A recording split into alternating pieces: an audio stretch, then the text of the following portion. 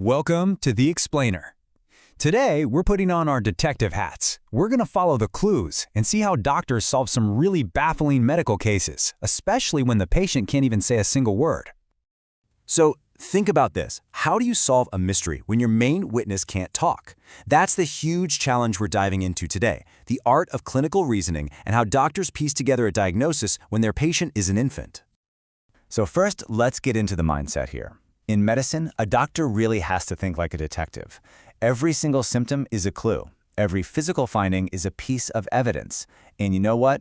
Every possible diagnosis is a suspect in the lineup. All right, let's crack open our first case file. Our mission here is to look at all the evidence piece by piece and figure out the secret behind a very specific set of symptoms. Okay, first piece of evidence on the table, the patient's age.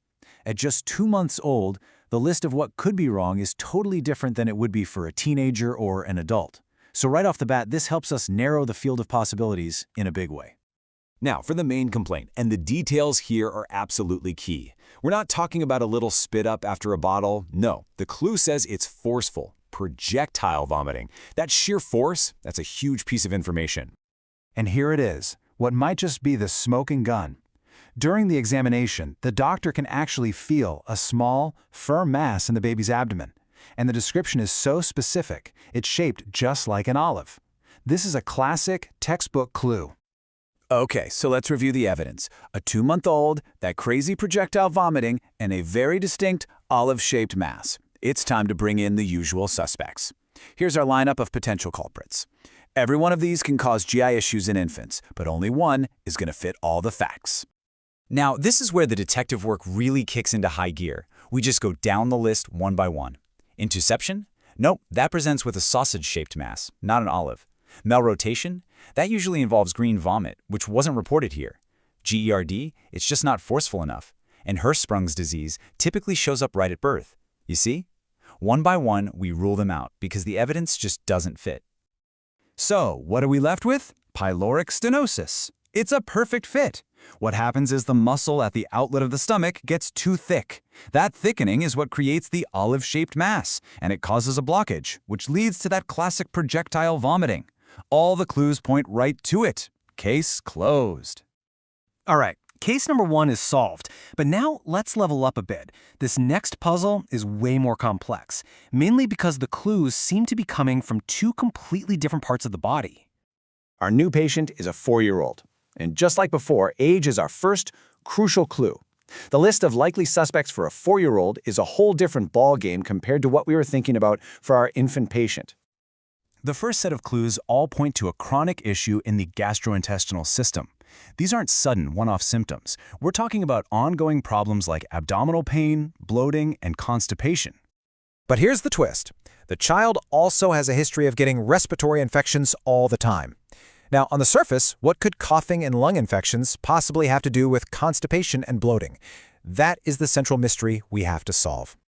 So, what on earth could possibly connect these 2 different sets of symptoms? Well, here's our new lineup of suspects. Some of these might seem to fit the GI symptoms, but the real question is, can any of them explain the respiratory issues too? And here's the crucial point. Any correct diagnosis must account for all the clues. Appendicitis and intussusception are acute, sudden problems, not chronic ones, so they're out. And functional constipation? Yeah, it might explain the stomach issues, but it offers zero explanation for the frequent lung infections. It's an incomplete answer. The only suspect left that connects both the GI and the respiratory clues is cystic fibrosis.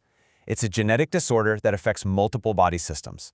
It leads to the malabsorption that causes the GI symptoms, and it causes thick mucus to build up in the lungs, which leads to those infections. It is the only diagnosis that solves the entire puzzle. So after solving 2 very different cases, what have we learned? Let's zoom out and take a look at the detective's method itself. This is basically the blueprint.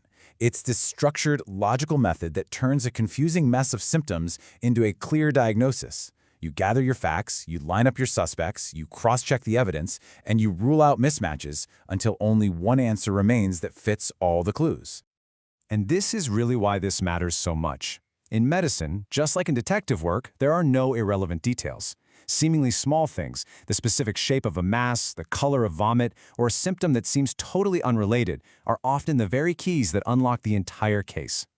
And that leaves us with one last thought. We've seen the rigorous logic and the science at play here, right? But how much of this whole process is also an art? You know, an intuition that's built on years of experience that allows a doctor to see hidden patterns that connect the clues. It's this fascinating blend of science and art that solve these vital human puzzles every single day.